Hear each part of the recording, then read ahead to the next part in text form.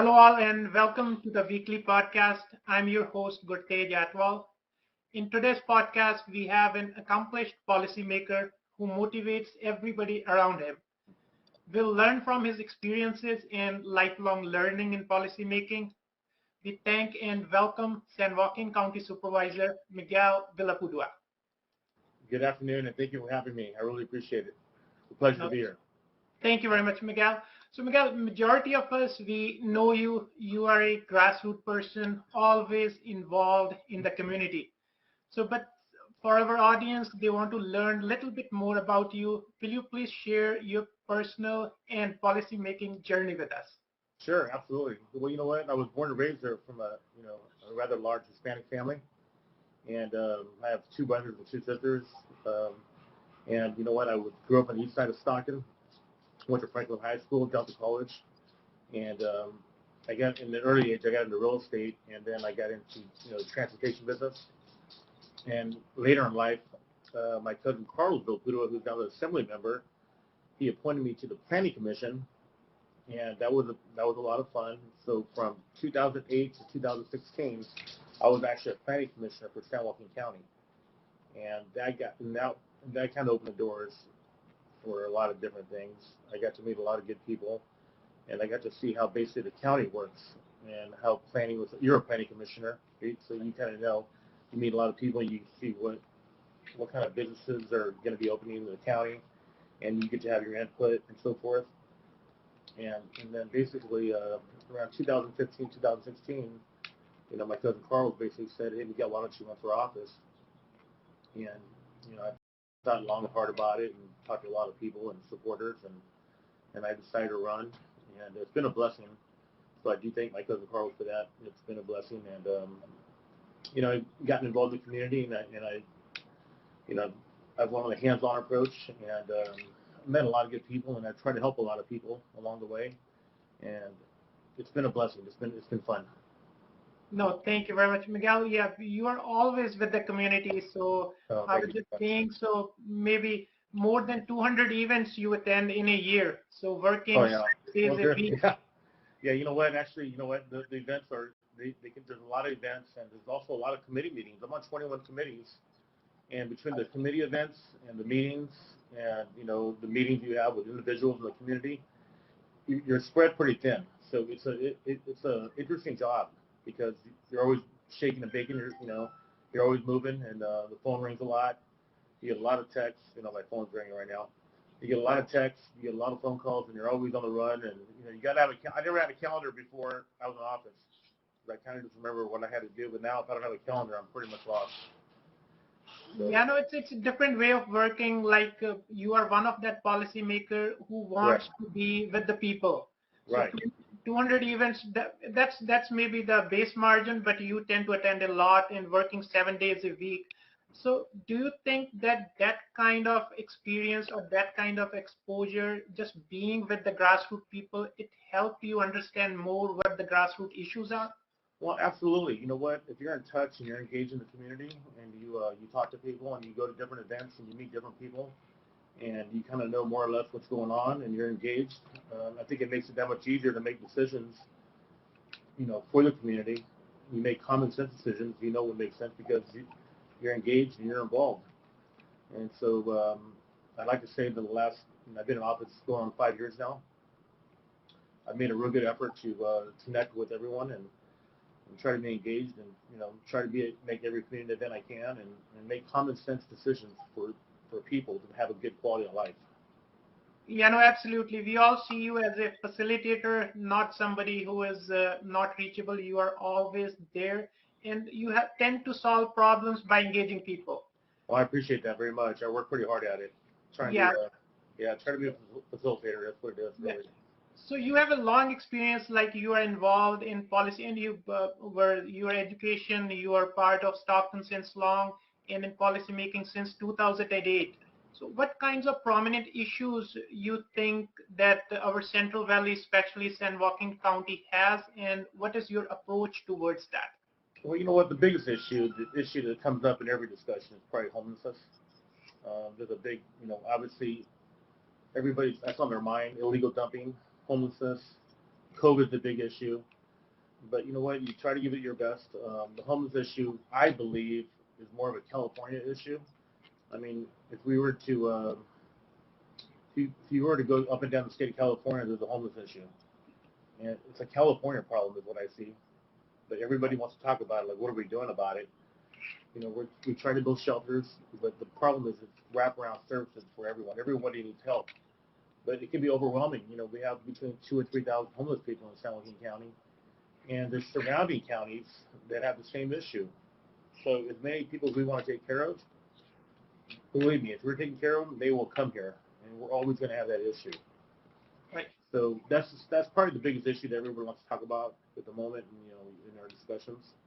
So we're always trying to, you know, create action by thinking of different ways to help people, either that being shelters or going out in the streets and try to feed the homeless or create shelters. And you know, the bottom line is that most of the people who are homeless, they have to want to be helped, and a lot of times we want to help them, they don't want to be helped.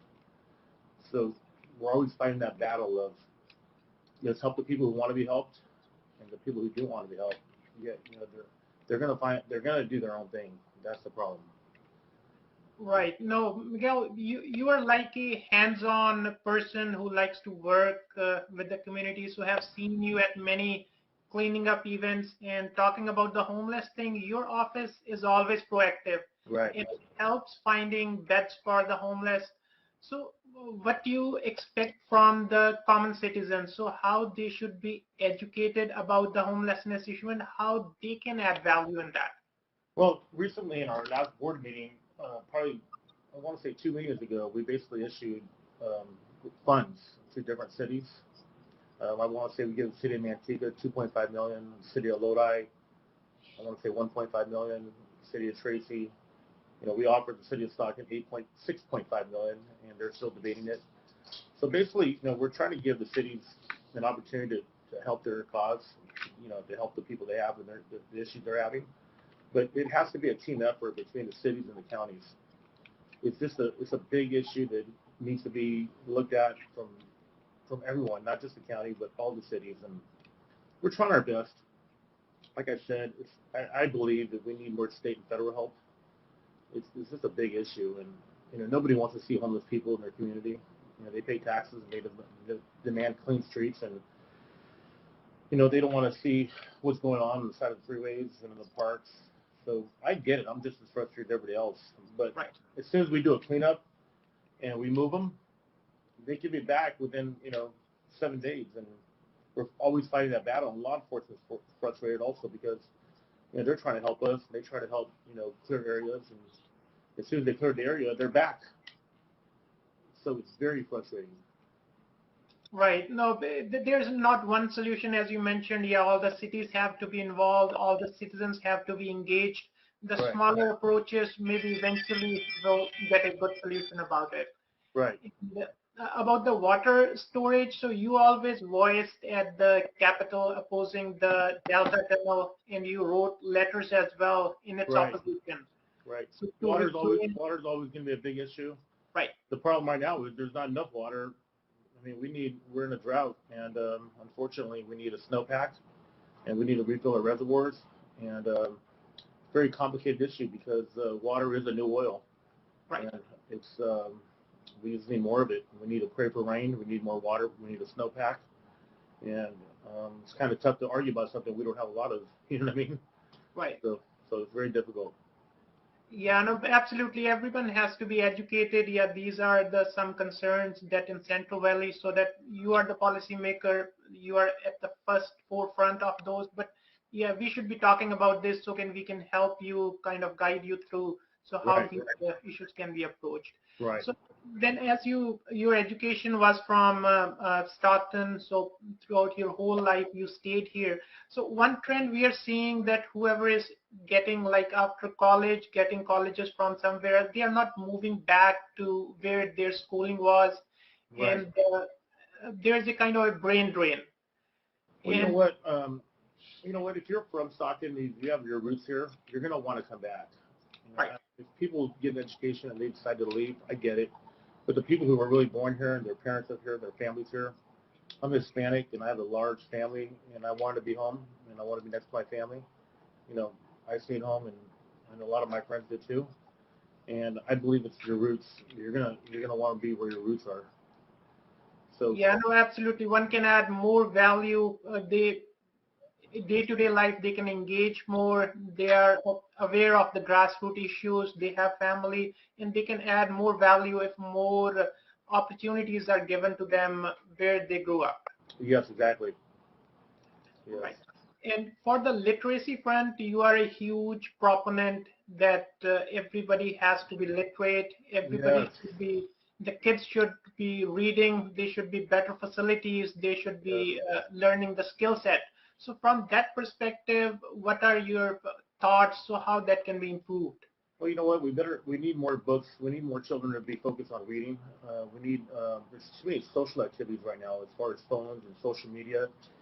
So we're trying to get back into the aspect of, you know, education. When they go to school, learn how to read a book. Instead of looking at your phone, read a book. And it's a huge issue for a lot of people, you know, and our education system is, I think it needs a little work. We need to focus more at a younger age. I'm on a committee called First Five right now, and it's for children 0 through 5, and I think that's when a child develops their mindset.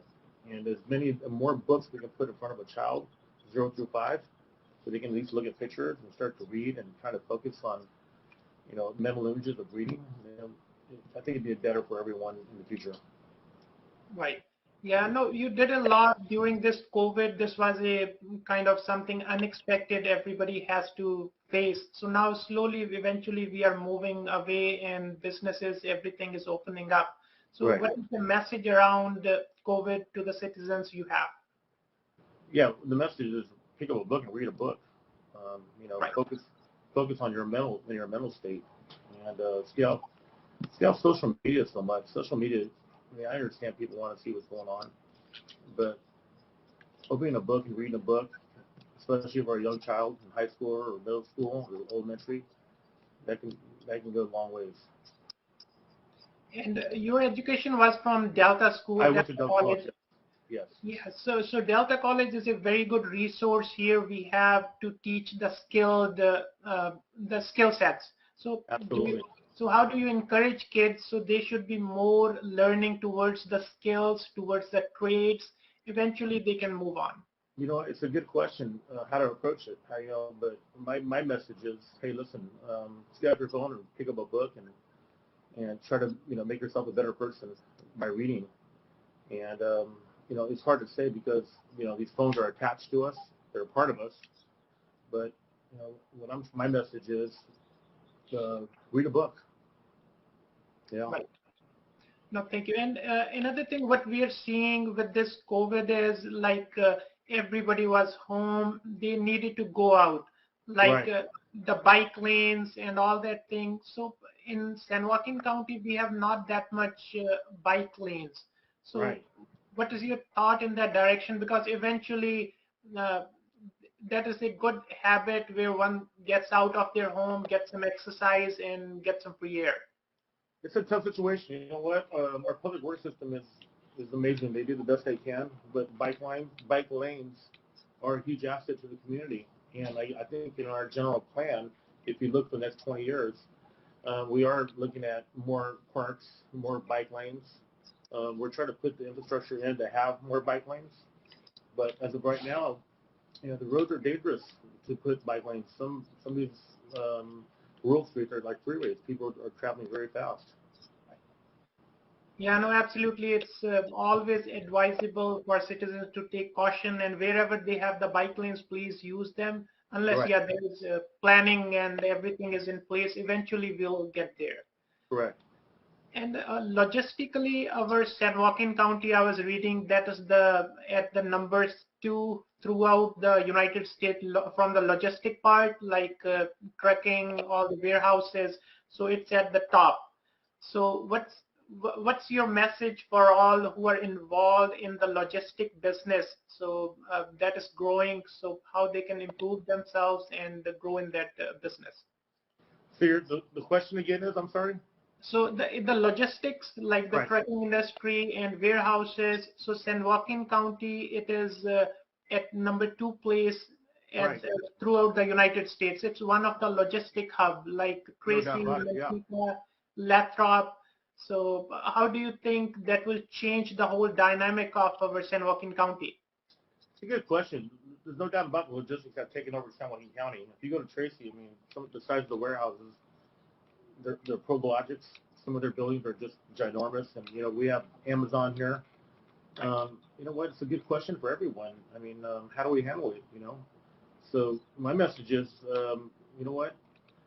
Go to school, study hard, and get a good job. You know, Right.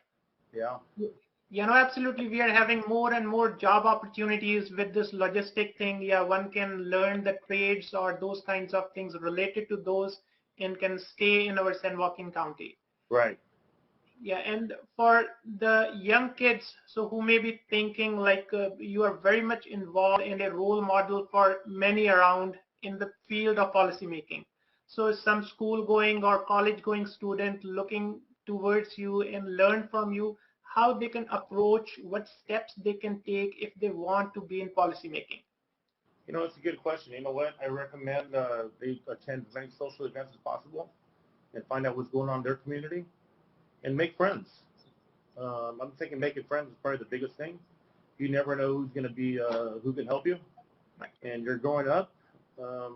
You're always going to be a politician in life, either by connecting with the right people, making good friends, and working hard and being a good person. You got to be a good person if you want to, if you want to be in this field. And majority of people, 99% of the people I know, I meet in this field, they're all good people, and we all have the same meaning. Let's make life better for the community. So Yeah, that's no, thank you. yeah, No, we have to be more involved, a good listener, and yeah, but if right, eventually they will not opt that field, but still they will have an opportunity to learn from somebody whom they meet in those events and those right, meetings. right. No doubt about it. And it was a healthy discussion. And if I missed something, so any message or anything that comes to your mind?